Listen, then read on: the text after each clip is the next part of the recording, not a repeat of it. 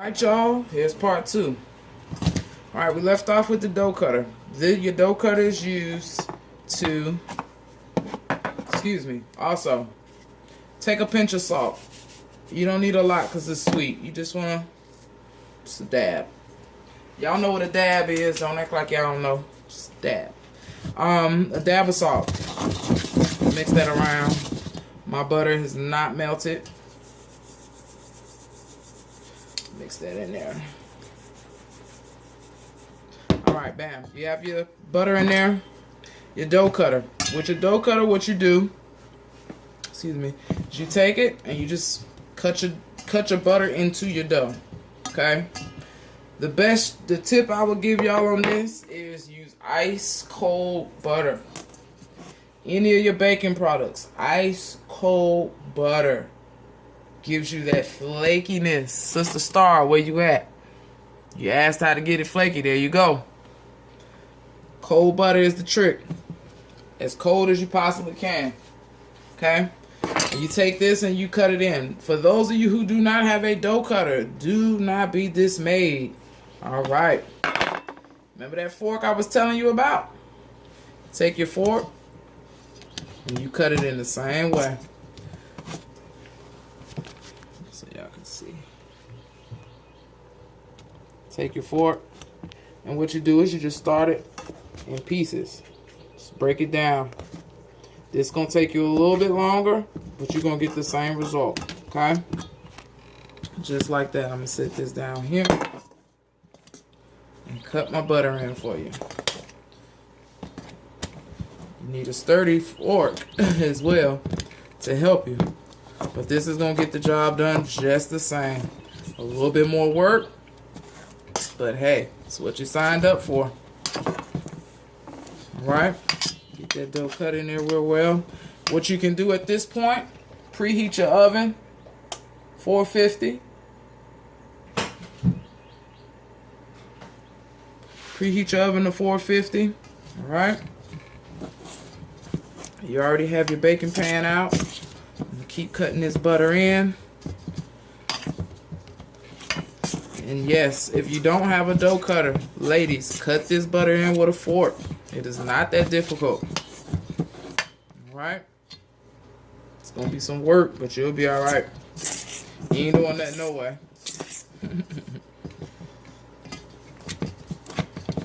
And being that this is I believe this is our last day in the feast of unleavened bread, go out with a bang. Go ahead and make a sweet cake. You know, for dinner tonight. Surprise your husband with something a little different. Alternate your spices. If you don't like ginger, that's, you don't have to use ginger. Use cinnamon, use allspice, use nutmeg, use lemon. Make it citrus if you want to. Make a citrus bread. Some ideas. Do some basil, lemon and basil. A lemon and basil icing, that would be amazing. Okay. Just get creative. That's all. Get creative. Now, the base of this unleavened bread recipe comes from one of my sisters at Straightway. If I'm not mistaken, correct me if I'm wrong, it is Sister Diane. She taught me the basics, okay? Which is the 1 cup of all-purpose flour, 1/4 cup of ice cold water, a pinch of salt, 1/2 cup of butter, 1 stick of butter. That is her original recipe. I do my own thing, to make it my recipe. Okay? You do your own thing. You can have my recipe if you like. Try it. See if it works. Comment down below. Let me know how it turned out for you. Even if you don't use these flavors. Substitute the flavors, ladies. If you don't want nothing sweet. I did a cheesy garlic bread, unleavened bread last night. It was bomb. Okay? Just play with it. Have a good time, man. Stop being so scary. Cook. You're going to make mistakes, but it's alright. You learn from them. Alright? Now, I've been cutting my butter in with a fork because I'm on a budget like y'all. I don't have a dough cutter. Okay? Showing you it can be done. There's no excuses.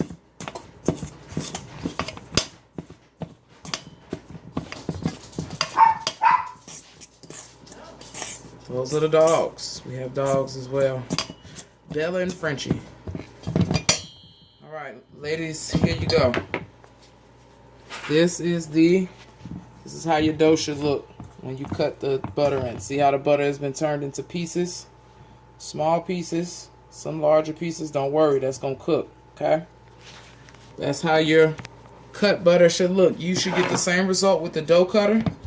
This is gonna give you the same result, but we didn't use this, so one less dish to wash, ladies. Bam. I have my dough. I have my butter cut in. I usually take my hand and give it just a quick toss. You don't want to play with this dough long at all because of the butter. The butter will melt to your body temperature, okay? And it'll cause your dough to be extra sticky and extra soggy, and we don't want that. All right? Washing hands again, switching. Keep you a towel, ladies, to dry your hands and dishes and things like that. Keep a towel in the kitchen. All right. We got our oven preheated to 450. All right. We have our pan, what we're going to cook on. To save you a step, I'm going to show you how to do this without making a huge mess and things of that nature. But it's going to be you're going to have to use your hands, ladies. So get ready for some work.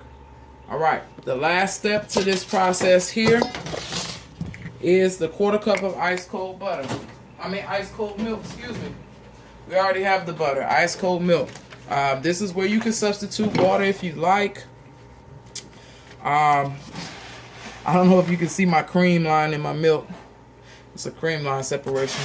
But anyway, you can use water if you like. I like to use milk for this particular one because it's sweet. I want to give it that creamier texture. I don't know, it's just different texture to me. So, bam. 1/4 cup ice cold milk.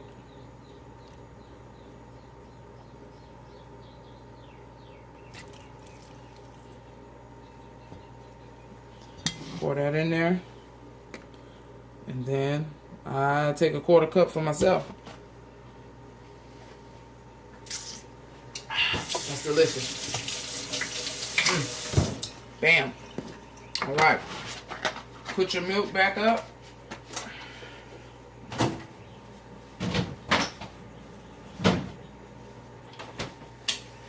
This is the part where it gets a little messy. All right. Now your rolling pin, you can use your rolling pin. We'll get to that in 1 second. I'm not going to use the rolling pin today for time purposes. And I know a lot of y'all women, y'all got other stuff to do than sit here and watch another 30-minute video of something simple. So, what you do here, you got your milk in here, you just take your hands, ladies. Get in there. Mix that dough up. Now, this particular dough, because it's milk, it's going to be a little bit stickier than the average with just the water. And that's due to the fat content of the milk. It's high fat in there. But it's all healthy fat. None of that mess, you know. And none of the mess. That's all I'm going to say. None of the mess. But, what you do, you just continue to work this in here. Get all that flour in there. Because it's going to try to get away from you. Flip that thing over. Pat it down. Remember, this is your kneading bowl. Your kneading trough, as the word says. And if the Father is with you, He's going to bless your kneading trough. So, ladies, seek the Father in all things. That's the tip of the day. Seek the Father in all things. Alright? Alright. Now, some people get to this step and they're like, oh, it's just entirely too dry. It's just way too dry. Right.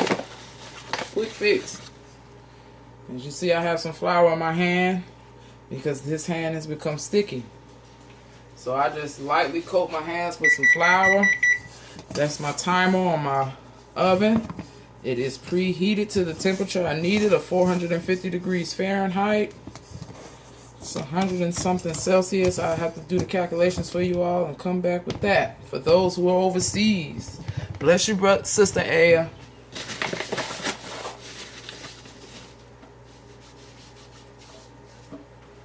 this is the part where I said it gets a little messy. All right. Pick your dough up. Make sure you have your flour on your hands, okay, so that it doesn't stick. All right. If you notice you have dough still at the bottom, smash that dough into it. Knead that dough over like such. All right. This is going to be a little bit dense, okay, because of the milk. Remember the high fat. All right. You have to work it a little bit, you know. It's not going to come together right away. You have to work this thing, okay? Stop looking for an easy fix. All right? Now, once you have your ball formed, it'll look like such. Give me 1 second.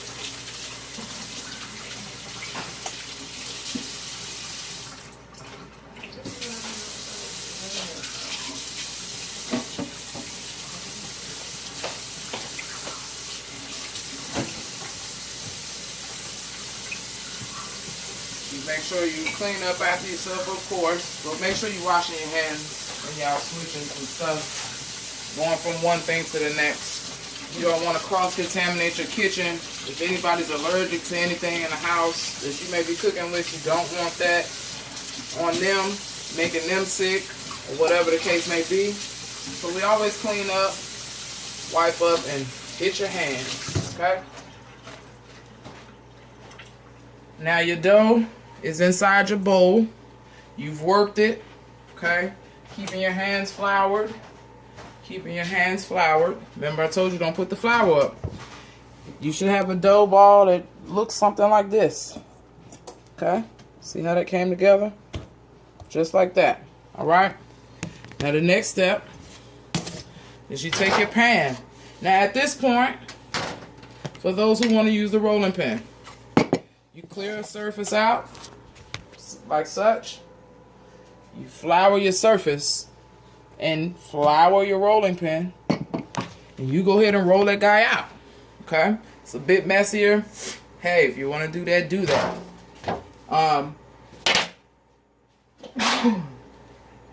Ooh, excuse me. Y'all said y'all didn't know what a dab was. There you go. Alright. Get your pan. Make it easy for y'all. This dough, mind you, the milk is dense. Okay, it's a lot of fat. It's gonna make this dense, so don't freak out. It's looking like that. All right, it's okay. Bring it up so you can see it. The ball should look like this. All right, something like that. If you have some different colors going on because of the seasons you put in, then hey, make it do what it do. All right, I have the ball. Leave it like that. Hopefully y'all can see and we don't slide. Alright, take your ball right there. Flour your hands again. Y'all know how basketball players throw it up and bam. Do the same thing with your hand. What we're going to do is we're going to do this by hand. So you take 2 hands and start pressing. Start from the middle. Start from the middle, ladies. So it can become even. Alright, and you just press. Press, press, press, press, press, press, press, press, press. Now, you feel your hands starting to stick a little bit? Just lightly coat your hands with some more flour. And I do mine over the sink a little bit so I don't have too much of a mess. And then you come back and you just keep pressing. Now, as you press down, you're using your fingertips to press it out. Okay? So you're pressing down and out, which is giving you that motion of the rolling pin. How the rolling pin goes like this from the middle and out and causes your dough to spread like this. Your dough should be looking like that. Okay, ladies?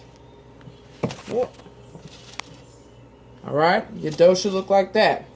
Again, I have to keep working it because this can stretch out a little further. I don't want it too thick because, again, it's cooking quickly and we want an even crust. Alright, we want it even.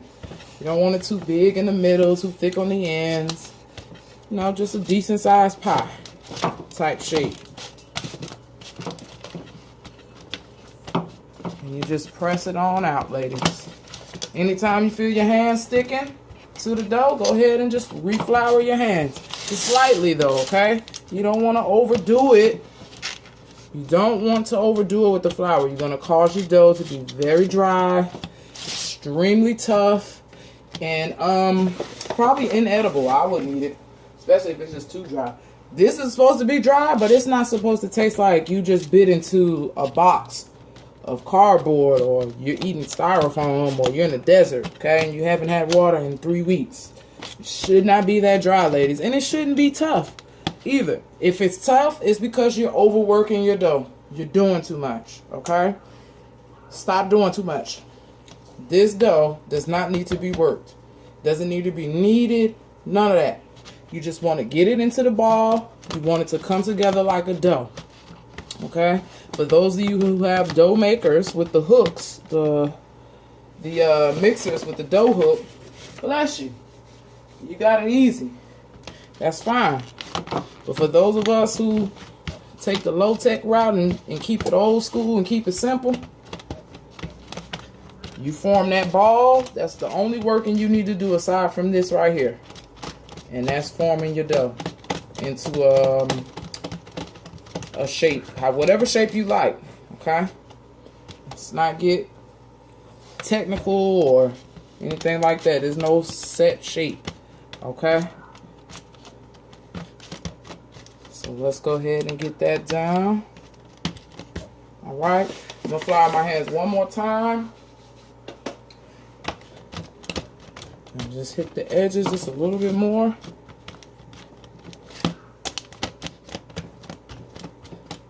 All right. This is my finished product. Flat. It's not too thick. From the center out. You may see pieces of butter still in there. That's going to be bomb, y'all. All right. Last step. Take your fork and score your unleavened bread. Score, just take some poking holes in it. Like you do any pie or pastry crust or anything like that. You score it, okay? So you go ahead and score it all the way around.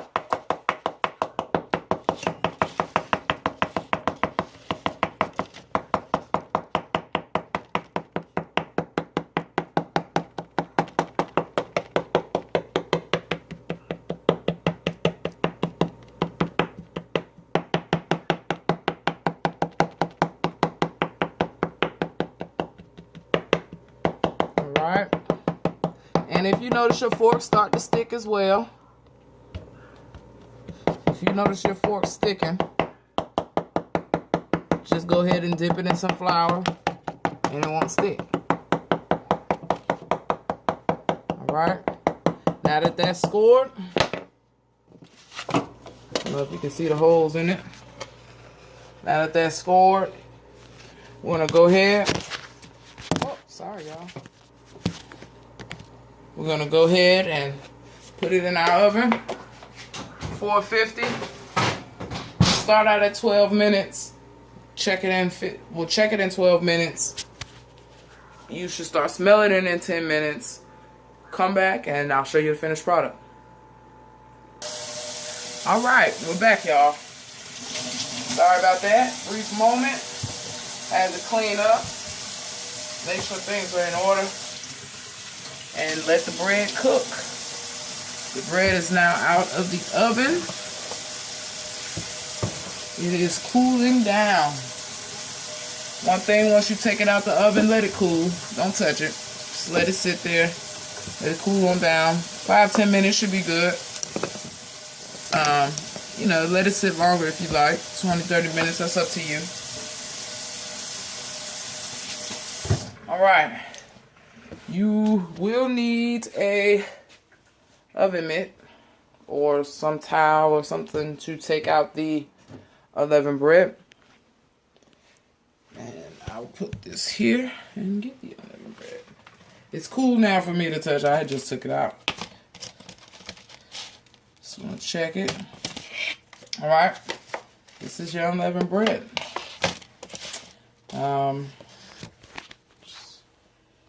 Remember how I told you the edges are caramelized? So you gotta watch it. See? Nice caramelization on the outside. This is not burnt, ladies. Trust me. It's not burnt. Let me go to the light so you can see. People confuse caramelization with burnt. It's not good light either. It's going to the sun. Bam. Doesn't matter. It's not burnt. Trust me. Enough to prove a point. But anyway. Your edges are crispy, caramelized. I'm going to lift it up for y'all. That's the bottom of it. Nothing burnt, nothing singed. Okay? Nice caramelization on there.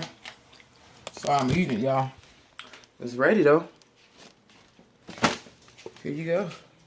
Sweet and unleavened bread. It's a nice brown color due to the cinnamon and the allspice and the nutmeg. And the flavors. And the different seasons we added. If you like, let me break a piece for you. So you can see. Unleavened bread, y'all. Nice and flaky. Alright?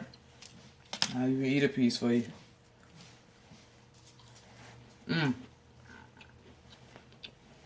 As we commanded to do. Okay? Get you a nice cup of milk. Remember, unleavened bread is not a moist bread, ladies. If you want to increase the moisture, you're going to have to increase the flour, okay? Never add moisture and not add any flour back to it, okay? Because you're going to make it very thin. It's good. You can taste the cinnamon, the cayenne pepper. Is that you put a quarter teaspoon. The cayenne pepper should be at the back of your tongue. That's where that heat comes in at. Along with the cinnamon. That's bomb. Well, y'all, there you have it. Sweet and unleavened bread, as we commanded to eat. 7 days. That's good. You see that? Bless y'all.